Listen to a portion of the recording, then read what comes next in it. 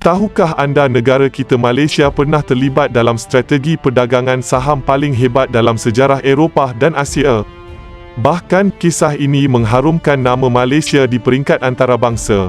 Projek ini dinamakan Dawn Raid atau serangan subuh yang dikepalai oleh Tun Ismail, Tun Dr. Mahathir dan seorang eksekutif pelaburan hebat bernama Allahyarham Tan Sri Khalid Ibrahim. Apa hebat sangat pencapaian serangan subuh Guthrie ini?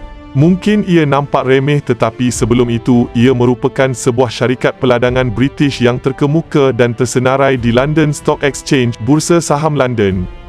Tetapi ada satu perkara yang menjengkelkan kerajaan ketika itu terhadap syarikat berkenaan, iaitu keengganannya membantu sektor pertanian dan peladangan negara.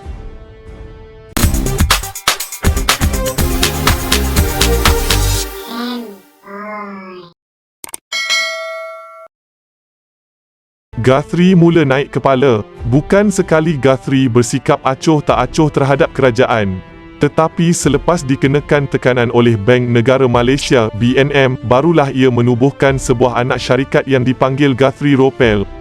Menerusi anak syarikat ini, Guthrie mempunyai 17% saham tanah di Malaysia dengan sebahagiannya dijual kepada pelabur tempatan di Bursa Saham Kuala Lumpur, kini dikenali sebagai Bursa Malaysia. Guthrie bersikap licik dengan menjual tanah-tanah di tempat tinggi yang tidak sesuai untuk kegiatan pertanian. Permainan madah berhelah Guthrie ini sebenarnya merupakan sebahagian daripada Perang Dingin yang tercetus antara Malaysia dengan Britain ketika itu.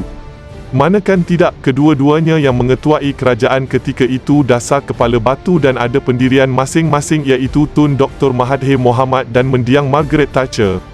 Britain mulakan tekanan ke atas Malaysia. Beberapa bulan sebelum serangan subuh Guthrie tercetus, Iron Lady sudah bikin Kuala Lumpur naik angin dengan tarik balik subsidi pendidikan ke atas pelajar-pelajar Malaysia. Dengan penarikan subsidi tersebut, kos pengajian pelajar-pelajar negara naik mendadak termasuk dari segi yuran pengajian. Tindakan tersebut kemudiannya disambut oleh Dr. Mahathir yang mengingatkan mereka bahawa itu merupakan satu kesilapan besar. Britain memandang sepi amaran tersebut dan hanya menyesal selepas serangan subuh Guthrie berjaya. Selain isu penarikan subsidi pendidikan, Malaysia juga berang selepas cubaan mendapatkan hak pendaratan tambahan di Heathrow untuk Malaysia Airlines MAS ditolak. British juga menolak cadangan kerajaan untuk penanaman semula kelapa sawit oleh syarikat Guthrie milik British yang memberi kesan kepada pendapatan peladang sawit tempatan. Guthrie turut membuat jualan tanah milik Guthrie kepada kerajaan yang dilihat tidak ikhlas kerana tanah-tanah itu langsung tidak sesuai untuk pertanian. Paling memeritkan bila Guthrie menjual aset-aset kepada syarikat lain tanpa berunding dengan kerajaan Malaysia. Tetapi perkara yang akhirnya yang jadi pendorong kepada serangan subuh ialah tindakan pesawat supersonik Concorde menceroboh ruang udara Malaysia semasa mendarat di Singapura. Bagi orang kerajaan ketika itu, cukup-cukuplah. Dah tiba masanya orang putih keparat di Downing Street itu perlu diajar cukup-cukup sebagai pengajaran. Oleh yang demikian, Perdana Menteri telah memulakan kempen Buy British Last dan dasar pandang ke timur untuk memberi tekanan kepada British. Namun itu masih tidak mencukupi. Britain pada masa itu di bawah kepimpinan Margaret Thatcher harus diberi pengajaran yang setimpal. Lantas ini membawa kepada diskusi bagaimana mahu mendapatkan Guthrie agar sah bergelar milik Malaysia. Diskusi yang berlaku di padang golf ini membabitkan tiga figura, iaitu Tengku Razaleigh Hamzah, Menteri Kewangan, Raja Tun Maharaja Badiuzzzaman, Penasihat Ekonomi Perdana Menteri, dan Tun Ismail Muhammad Ali, Pengerusi PNB. Ironinya, Tun Ismail juga merupakan abang ipar kepada Tun Dr. Mahathir. Perancangan serangan subuh bermula. Tun Ismail mempunyai sebab untuk merasa marah dengan Guthrie. Semasa beliau bergelar Gubernur Bank Negara pada masa itulah, Guthrie Ropel ditubuhkan, itu pun selepas didesak. Selepas bergelar Pengerusi Perbadanan Nasional Berhad PNB, Guthrie membuat kejutan dengan menjual aset mereka di Malaysia kepada MPH, sebuah syarikat tempatan tanpa merujuk PNB yang ada pegangan 25% dalam syarikat itu. Siapa tak mengamuk bila rasakan kedudukan mereka digugat sebegitu rupa? Tetapi siapa yang patut dibawa sebagai point man macam Ethan Hunt dalam Mission Impossible? Hanya satu calon saja yang dipertimbang iaitu Allahyarham Tan Sri Khalid. Ini disebabkan beliau yang ketika itu menjadi pengurus pelaburan PNB pernah berkhidmat dengan Barings, penasihat kewangan Guthrie. Disebabkan peranannya yang penting itu, usaha ini hanya diketahui segelintir orang saja dengan komunikasi strategi dibuat menggunakan kod. Pada tahun 1980, PNB memiliki 25% saham dalam Guthrie. Ini dicapai menerusi pemilikan 5% saham PNB dan 27.6% saham anak syarikatnya SIM Darby. Selain itu, syarikat-syarikat lain seperti Permodalan Bumiputera Sabah, Bank Simpanan Nasional Overseas Chinese Banking Corporation OCBC Group, Sports Toto Kuala Lumpur Kepong KPK dan Genting turut mempunyai pegangan dalam Guthrie. Kalau dicampurkan semua pegangan tempatan dalam Guthrie berjumlah 37%. Allahyarham Tan Sri Khalid melihat usaha ini sebagai tidak mustahil. Ini kerana kebanyakan saham syarikat yang cuba diraih berpangkalan di Asia Tenggara sekaligus memudahkan mereka untuk berurusan.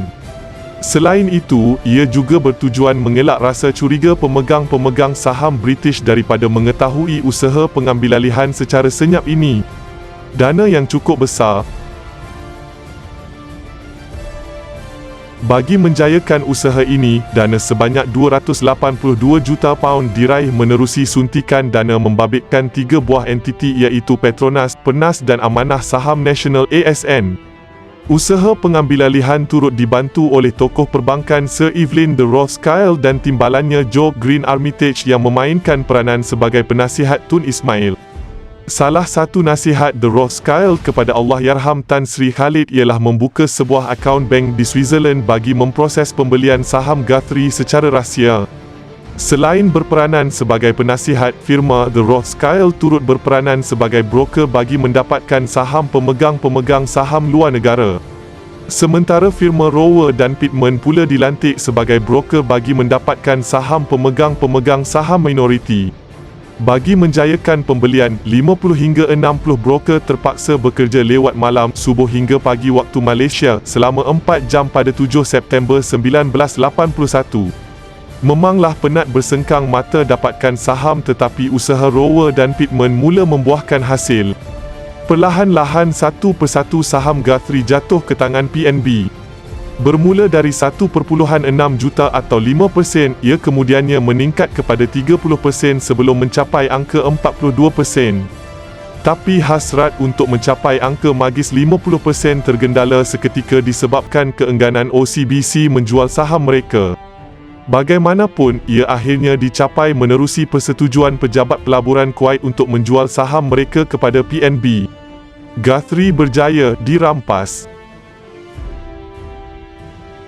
Pada akhirnya, PNB berjaya memiliki 7,995 juta saham atau 50.4% sekaligus menjadikan mereka pemegang terbesar dalam Guthrie.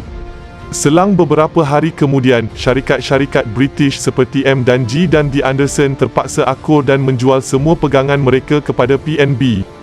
Kosnya memang mahal tetapi menurut Allahyarham Tan Sri Khalid, jumlah aset yang dimiliki melebihi nilai pengambilalihan yang dibuat. Justeru pengambilalihan ini merupakan satu kemenangan buat ekonomi negara.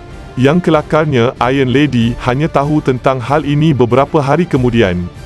Siapa tak malu bila negara bekas jajahan British berjaya mengambil alih salah satu firma terkemuka mereka. Susulan itu, undang-undang pelaburan British diperketatkan bagi mengelak isu sama berulang pada masa akan datang. Pengambilalihan Guthrie ini turut membuka mata firma-firma British bahawa Malaysia tidak sepatutnya dipandang enteng. Susulan pengambilalihan Guthrie, 3 lagi syarikat peladangan UK iaitu Highlands dan Lowlands, Barlows dan Harrisons dan Crossfield H&C menjual pemilikan mereka di Malaysia kepada kerajaan. 2 tahun selepas itu, satu perjanjian dimeterai antara Thatcher dan Tun Dr. Mahathir membabitkan beberapa isu. Pertama, subsidi pendidikan yang ditarik semula sebelum ini akan diberi dengan nilai sebanyak 160 juta pound. Kedua, hak pendaratan tambahan di Heathrow diberi kepada MAS. Nyatalah, serangan subuh Guthrie rupanya memberi kesan besar kepada negara dengan buahnya terus dirasai sehingga hari ini. Terima kasih kerana menonton. Jangan lupa ikuti channel kami dan nantikan video yang lebih menarik.